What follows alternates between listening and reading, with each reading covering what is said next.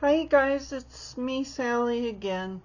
I had a question on my video that I did yesterday. The person wants me to talk more about the dual prophecies of the Antichrist. So today I want to talk about the Antichrist and some scriptures that verify him. So the first one is Genesis 3:15, where the Lord told the serpent, I will put enmity between you and the woman. So that's a virgin birth right there. Between your seed and her seed. Well, women don't have seed, only men do. So apparently Satan has seed. He has a son, and that would be the Antichrist. And her seed, so that's the virgin birth of Christ. He will crush your head, and you will bruise his heel. So that goes along with Psalm 41:9.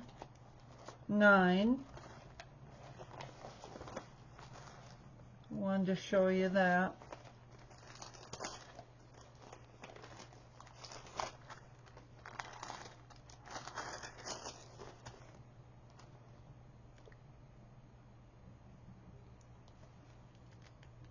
Even my own familiar friend, in whom I trusted, who ate my bread, has lifted up his heel against me. He's talking about Judas, and that goes along with John chapter 13, verse 18.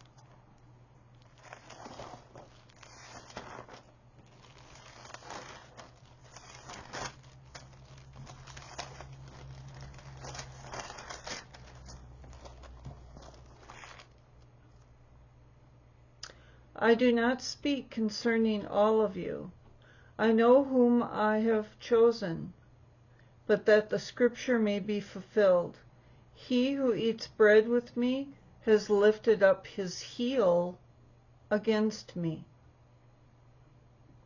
Now I tell you before it comes, that when it does come to pass, you may believe that I am. So Judas had something to do with the heel, and that goes all the way back to Genesis 3:15. I find that very interesting. Now John the Apostle calls him the beast, and I wanted to show you something in Jeremiah.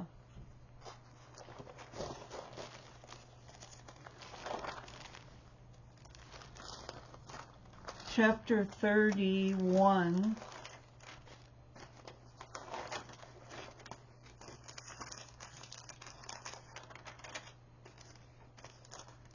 verse 27. Behold, the days are coming, says the Lord, that I will sow the house of Israel and the house of Judah with the seed of man and the seed of the beast. Wow, that speaks of the mark of the beast coming. And I kind of think that he is going to be some type of hybrid. It could be Nimrod himself. That's what I think. The first 3.5 years of the tribulation, I think he will be just a normal man. But at the midpoint of the trib, when he gets assassinated, which is described in Zechariah chapter 11,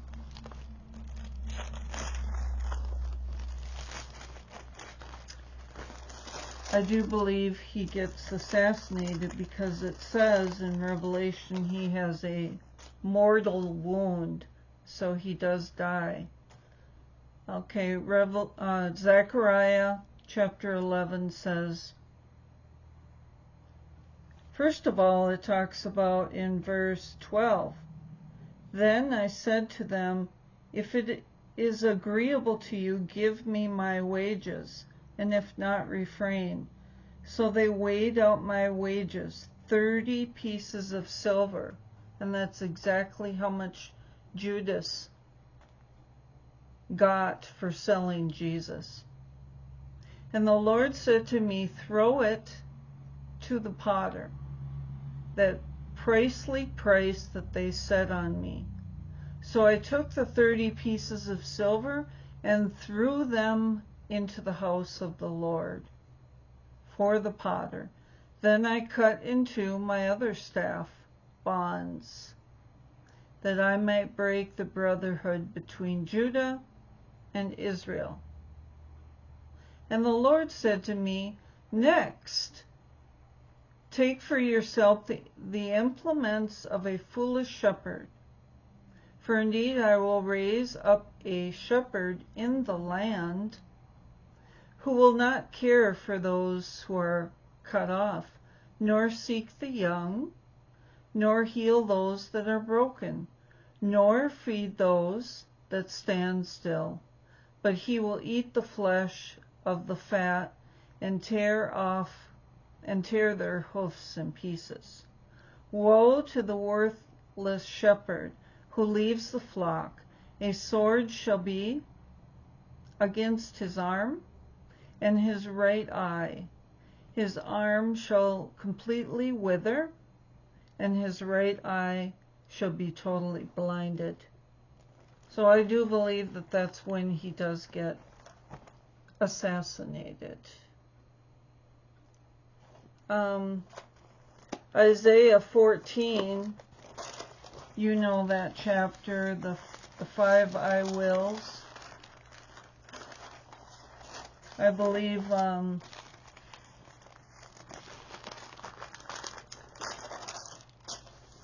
Satan does get cast down. So when we go up, he gets cast down. And Isaiah 14 actually does talk about Satan falling from heaven. And I mean, you can read it. It's very clear that he gets cast down to the earth. And people will gaze, it says, people will gaze at you and consider you, saying, is this the man who made the earth tremble, who shook kingdoms, who made the world as wilderness and destroyed its cities, who did not open the house of his prisoners? And then if you jump down to 24, he talks about the Assyrian. The Lord of hosts has sworn, saying, surely as I have thought, so it shall come to pass. And as I have purposed, so shall it stand, that I will break the Assyrian in my land, and on my mountain tread him underfoot. Then his yoke shall be removed from them. So he calls them the Assyrian, Isaiah does. And then if you go to Micah,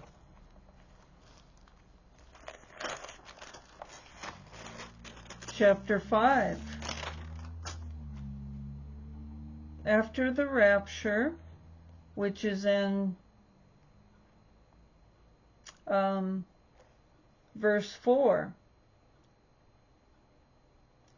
the Lord shall stand and feed his flock. So we're in heaven at that point, and he is standing, he's our shepherd, and we are his sheep. So he shall stand and feed his flock in the strength of the Lord, in the majesty of the name of the Lord his God. And they, us, shall abide And that word abide means to marry.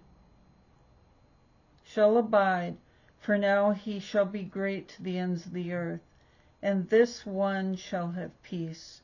Then the next verse he talks about the Assyrian comes into our land, and he treads in our palaces. So that's talking about the abomination of desolation when he goes into the temple and declares himself to be God. And then it goes on, talks about Nimrod, the land of Nimrod, and the Assyrian. He keeps calling him the Assyrian. And then it goes on about the remnant, the 144,000 will be amongst the Gentiles, and they will bring many people to the Lord. And then Ezekiel 28. I'm not going to read the whole thing. I will let you do that. But the Prince of Tyre is definitely a dual prophecy. So there was a Prince of Tyre back in Ezekiel's day, but it's a dual prophecy. It's referring to the Antichrist, the seed of Satan. And then the king of Tyre is Satan himself. So that whole chapter has dual prophecies in it. So I will let you study that out. Let's see here. Daniel, chapter 7.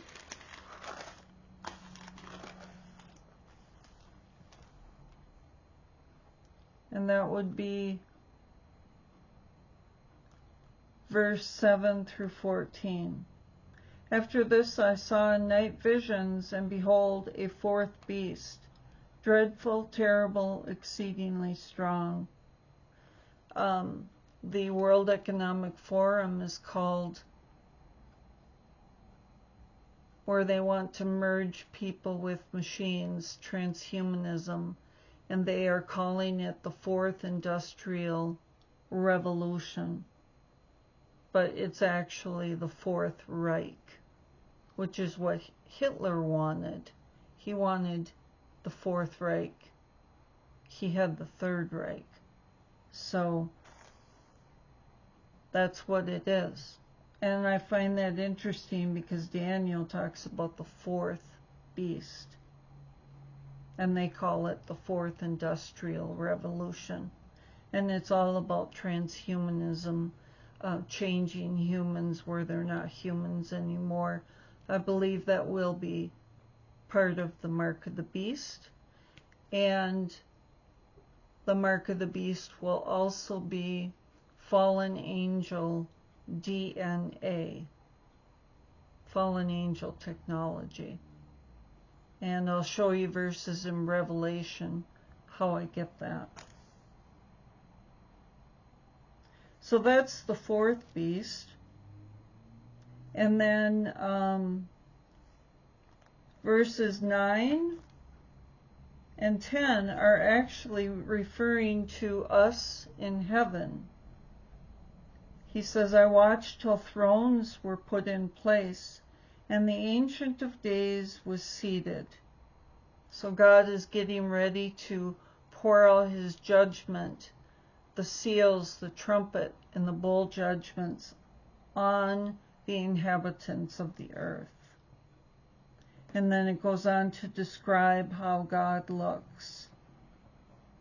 And then verse 10, it says, a fiery stream issued and came forth before him.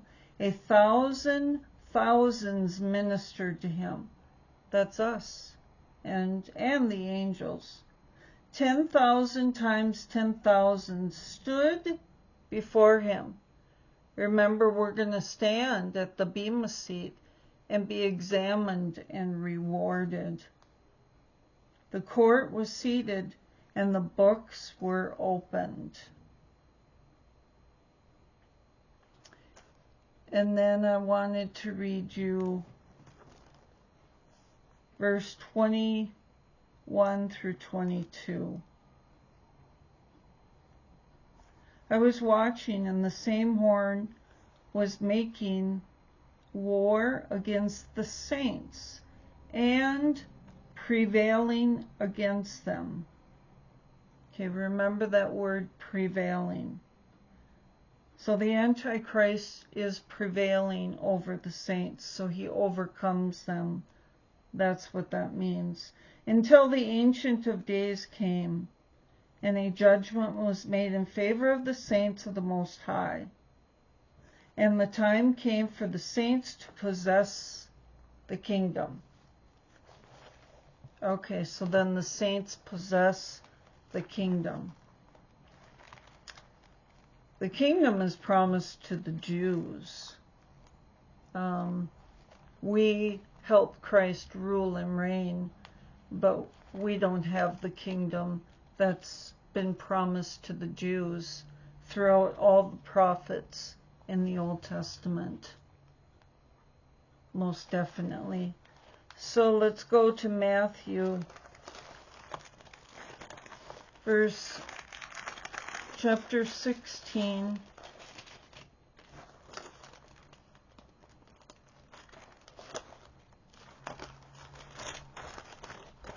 And it's verse 18.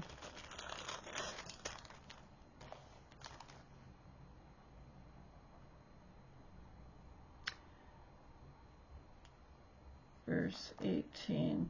And I also say to you that you are Peter, and on this rock, which is Christ, I will build my church, and the gates of hell shall not prevail against it. So the church cannot be in any of God's wrath, his judgments, because the Antichrist is going to prevail against the saints. But here it says he cannot prevail against the church. So that's why we have to be raptured, most definitely. And then now I wanted to just show you some verses in Revelation.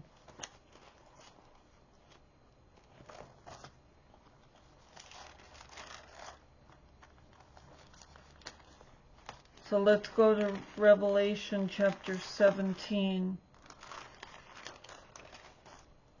And that would be verse 8 and 11. The beast that you saw was, so he was at one time. That's why I kind of am leaning towards that he could very well be Nimrod, who will be resurrected at the midpoint of the trib. He was and is not, and will ascend from the bottomless pit and go into perdition. And those who dwell on the earth will marvel, whose names are not written in the book of life from the foundation of the world, when they see the beast that was and is not and yet is. And then verse 11. The beast that was and is not is himself also the eighth, and is of the seven, and is going into perdition. And then Revelation chapter 19 and 20. And I saw the beast, the kings of the earth and their armies, gathered together to make war against him who sat on the horse, and against his army, that's us. Then the beast was captured, and with him the false prophet who worked signs in his presence, by which he deceived those who received the mark of the beast and those who worshipped his image. These two were cast alive into the lake of fire, burning with brimstone. So first, the Antichrist and the false prophet were captured and thrown alive into the lake of fire. But Satan was not. Instead, Satan is a different entity. So there's three different entities, which is the unholy Trinity. So Satan was chained and thrown into the bottomless pit with a chain and locked in there for 1,000 years. So they are three different entities. So I just wanted to explain that to you. That's why, since he comes up from the bottomless pit, I do believe that the mark of the beast will be connected to some sort of fallen angel DNA, fallen angel technology, because he does come up from the pit. So, and if we think about when he's going to copycat everything that Jesus did. Jesus' ministry was 3.5 years, so his is going to be 3.5 years.